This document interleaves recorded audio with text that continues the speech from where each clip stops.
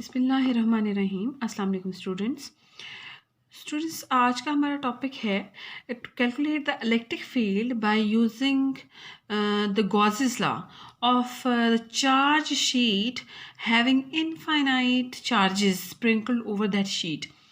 हमारे पास एक शीट है जिसकी लेंथ इनफाइनाइट है और हम उस शीट में इलेक्ट्रिक फील्ड फाइंड आउट करेंगे by using the Gauss's law.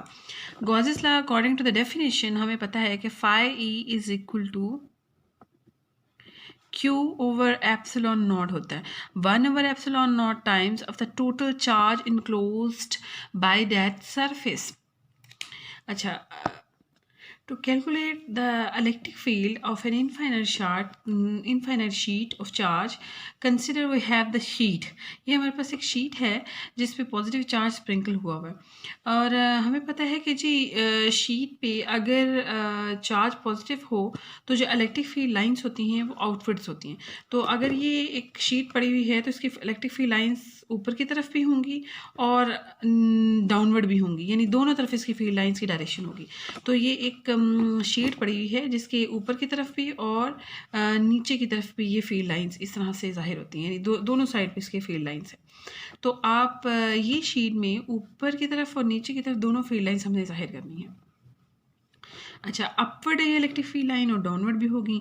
Now to calculate the electric field at any given point on the sheet या नियर टू द शीट, हमने फाइंड आउट करने के लिए consider we have the Gaussian surface and that Gaussian surface is in the form of a cylinder. Again ये जी हम एक cylinder को गॉसियन सरफेस के तौर पर ड्रॉ करेंगे और फिर हम यहाँ से फ्लक्स फाइंड आउट करेंगे। Gaussian surface in the form of cylinder, जिसकी हमारे पास अगेन तीन सरफेसेस होती हैं। एक हमारे पास top bottom, top surface circular surface, bottom circular surface और एक की कर्व सरफेस होती है। तो टॉप सरफेस का जो एरिया वेक्टर की डायरेक्शन होगी वो अपवर्ड होगी एन यूनिट वेक्टर, और जो बॉटम सरफेस है उसकी डायरेक्शन डाउनवर्ड होगी एन यूनिट वेक्टर। जो कर्व सरफेस है उसकी डायरेक्शन ये राइटवर्ड होगी एन यूनिट वेक्टर, या लेफ्टवर्ड ऑब्वियसली हो सकती है एन यूनिट वेक्टर, दोनों में से आप जहाँ मर्जी ले लें। तो आप यहाँ से देख सकते हैं कि जी एन यूनिट वेक्टर और इलेक्ट्रिक फील्ड के दरमियान जो टॉप सरफेस पे एंगल है वो 0 डिग्रीज है।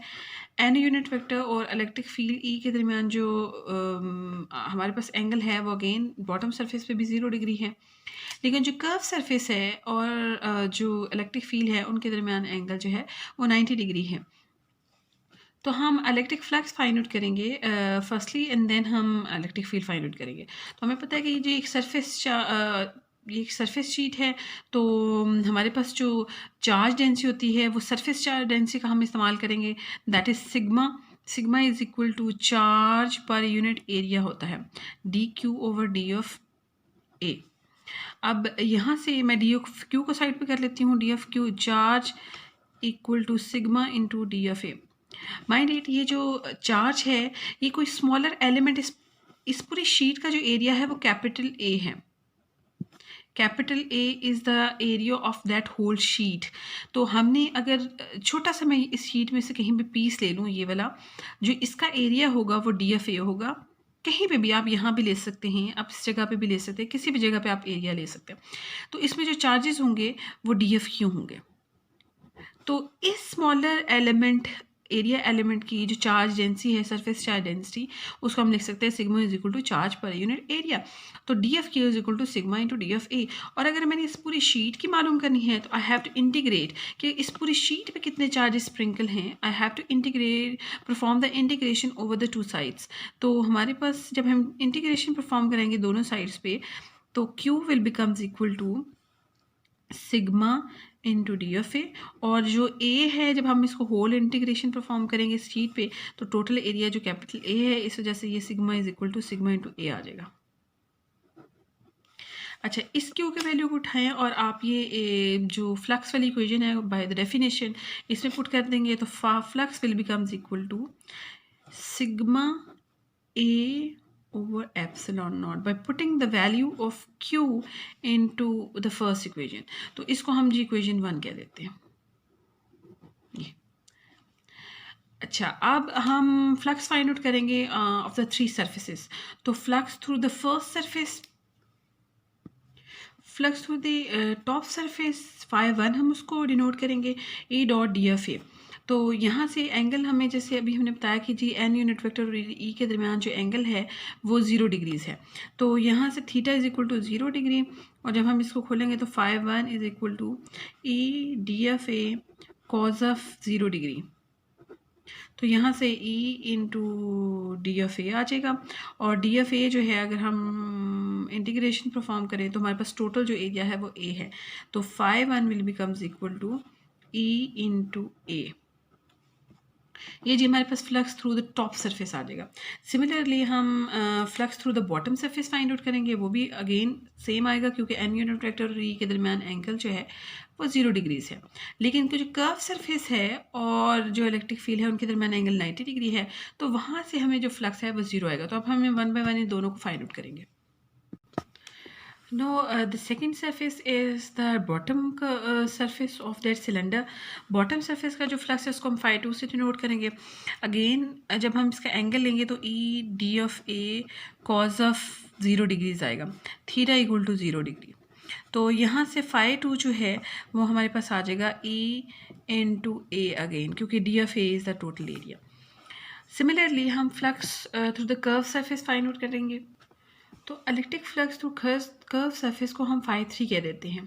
यहाँ से हमें पता है कि ई और डी के दरमियान डी एफ ए एरिया और इलेक्ट्रिक फील्ड के दरमियान एंगल जो है वो 90 डिग्रीज है। ये इलेक्ट्रिक फील्ड है हमारे पास, और ये हमारे पास डायरेक्शन होगी एन यूनिट वेक्टर की। या इस जानिब भी आप ले सकते हैं और इस जानिब भी ले सकते हैं। तो ये एन यूनिट वेक्टर है। यहाँ से एंगल 90 डिग्री आ गया, तो E D of A cos of 90 that gives 0। So total electric flux जब हम फाइंड आउट करेंगे तो टोटल इलेक्ट्रिक फ्लक्स हमें पता है कि जी हम by adding all the fluxes, total electric flux will becomes equal to electric flux है phi e is equal to phi 1 plus phi 2 plus phi 3। तो phi 1 हमारे पास निकला जी ई ए, phi 2 हमारे पास है ई ए, और phi 3 हमारे पास है 0। यहाँ से हमारे पास ये टोटल आ गया 2 इंटू ई ए इलेक्ट्रिक फ्लक्स। इसको हम इक्वेशन 2 का नाम दे देते हैं। इक्वेशन वन जो हमारे पास निकली थी, हम एक इलेक्ट्रिक फ्लक्स इक्वेशन 1 से आया था, एक इलेक्ट्रिक फ्लक्स हमारे पास इक्वेशन 2 में आया है। By comparing the equation 1 and 2, by comparing equation 1 and 2, तो 2 A is equal to sigma A over epsilon naught. यहाँ से ए से कैंसिल हो गया। Electric field will becomes equal to sigma over 2 epsilon naught. ये 2 इधर नीचे जाके डिवाइड हो जाएगा। तो अगर मैं इसको डायरेक्शन फॉर्म में लिखूंगी, अगर इसकी मैं electric field is a vector quantity, तो मैं अगर इसको डायरेक्शन इसकी लिखना चाहूँ तो मैं उसमें लिखूंगी sigma over 2 epsilon naught into R unit vector. तो ये जी हमारे पास वो इलेक्ट्रिक फील्ड है जो कि एक इनफाइनाइट चार्ज शीट में अगर आपने फाइंड आउट करनी हो किसी भी पॉइंट पी पे, तो उसकी इलेक्ट्रिक फील्ड जो है E is equal to sigma over 2 epsilon naught होती है। इट मीन्स कि इलेक्ट्रिक फील्ड जो है वो दो चीज़ों पर डिपेंड कर रही है। एक तो sigma surface charge density, charge per unit area कितना है, कि यूनिट एरिया में कितना चार्ज है, it depends upon the sigma, and it also depend upon the medium change करने से इलेक्ट्रिक फील्ड जो है उसकी वैल्यू कम ज़्यादा हो सकती है। तो epsilon not is the permittivity of free space. It means कि ये डिपेंडेंस ऑफ मीडियम शो कर रही है। तो ये जी हमारे पास इलेक्ट्रिक फील्ड है sigma over 2 epsilon not for an infinite sheet of charge. That's all for the now. Thank you so much.